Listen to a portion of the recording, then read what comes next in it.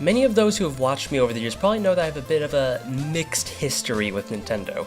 My sentiments towards them, depending on what we're talking about, have quite a bit of range, to put it mildly. However, I have to say right now that I have not been this excited for a console in ages. However, let's get into why.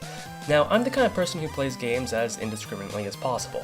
If a game looks fun or up my alley, I do not care what platform it's on, who made it, what country it's from, or more topically, when it was made. I will go out of my way to play it regardless.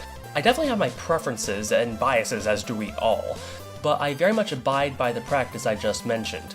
The reason as to why I've put the emphasis on the when condition is because a lot of the time when I'm out socializing with people I haven't met before, many of my friends introduce my tastes as more strictly retro to them. Oftentimes I'll step in and say that my tastes are more general and encompassing than that. However, upon reflection, I found that it is way too easy to see why my friends classify my tastes this way.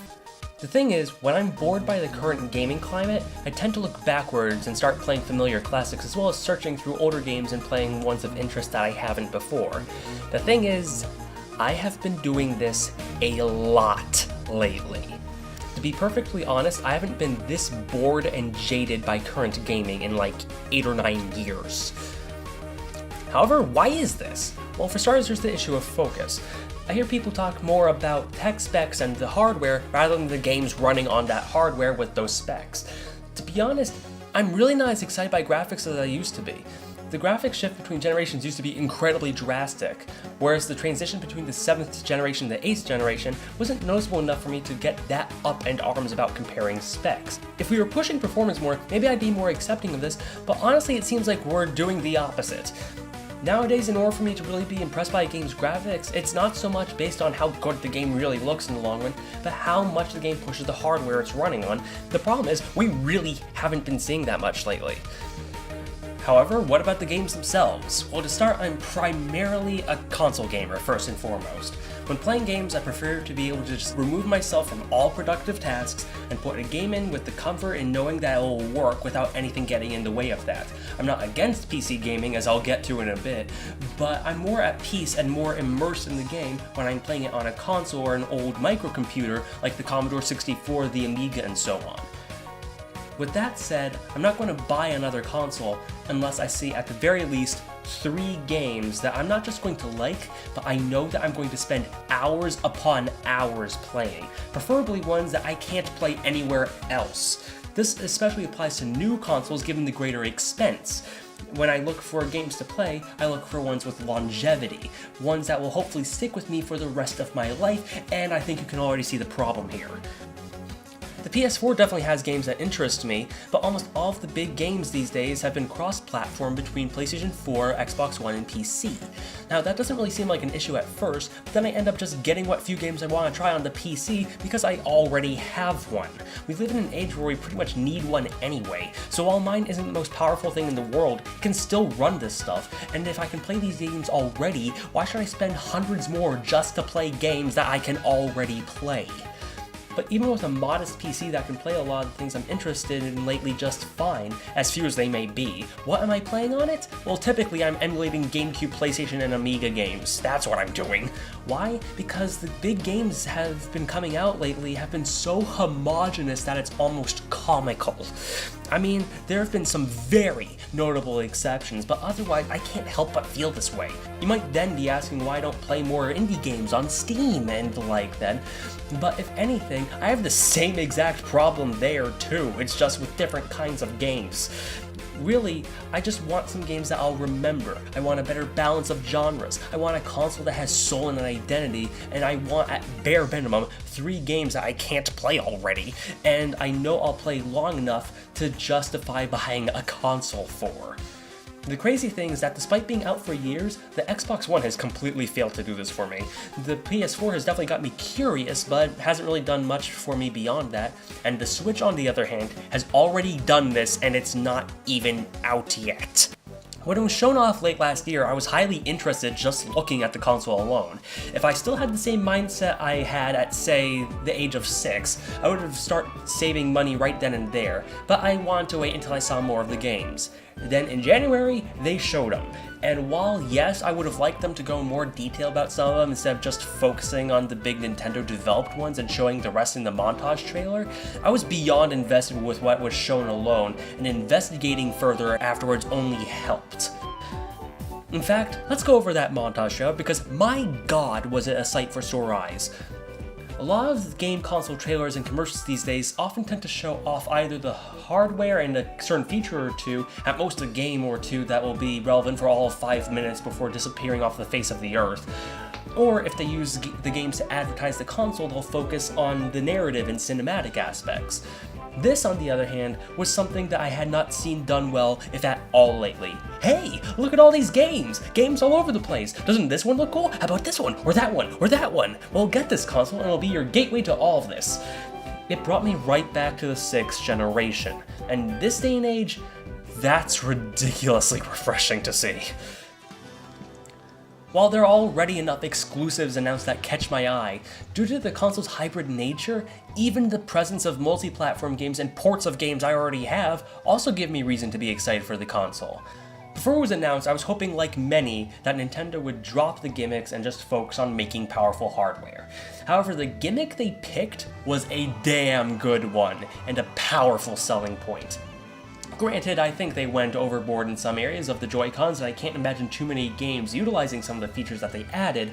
However, the idea of flexibility and taking your console with you as a handheld device is actually one that I not only find really cool and hell useful, but it makes me want to get my multi-platform games on that more so than the other platforms have released, and even makes me look forward to getting some of the enhanced versions of games I already have. What's this? You're giving me an enhanced version of Mario Kart 8 with more tracks, characters, and a legitimate battle mode, and I can take it on the go? Hell yeah, I'm getting that! I mean, I don't have a Vita, so the idea of taking an enhanced version of Rayman Legends on the go is new to me. It sounds great. Pourquoi? Kinda like a board game. It's kind of like a board game! Hey, my favorite part. 3D board!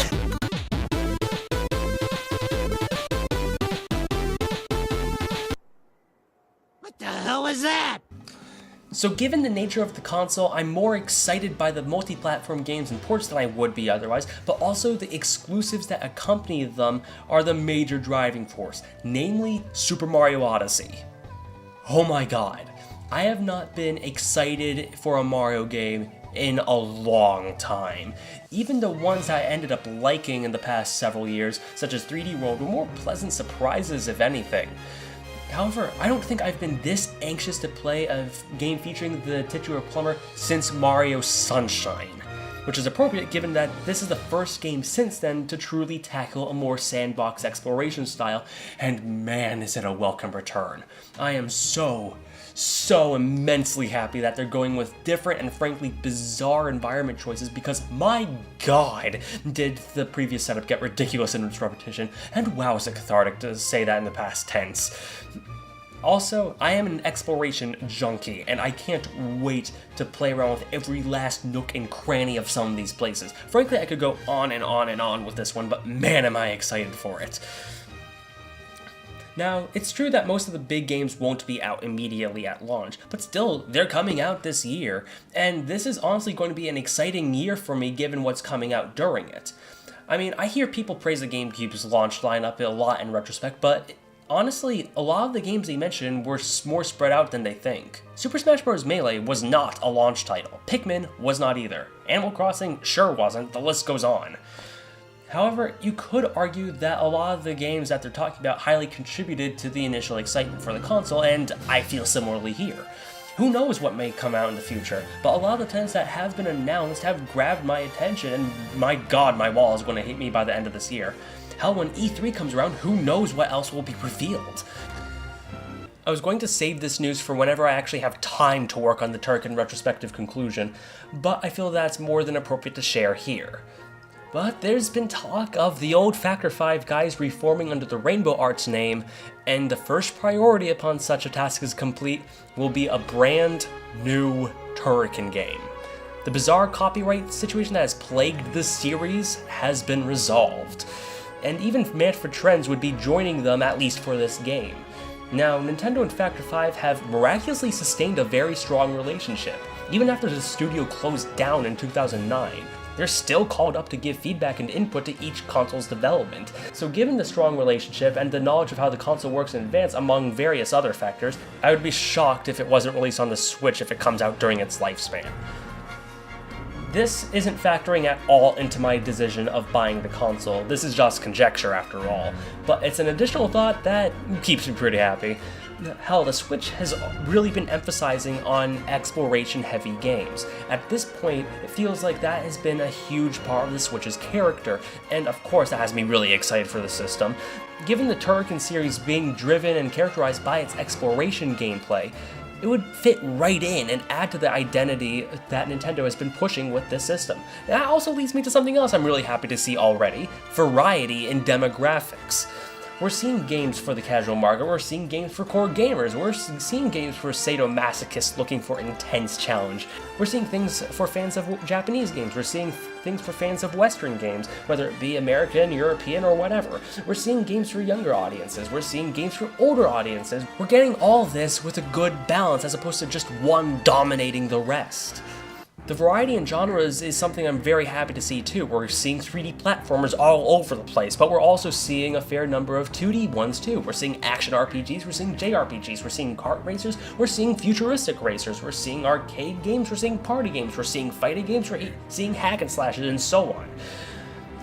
I think this kind of very present variety is important for a console, and I would really like to see it expand even further, but I'm also very happy with what's present so far. Again, I do think that some of the Joy-Con features are relatively unnecessary, and I do have some other issues like the typical understocking of shipments. I could use a few more launch titles, and the insane price for a Pro controller. But overall, I haven't wanted a console this much in ages. I want this thing. I want this thing bad.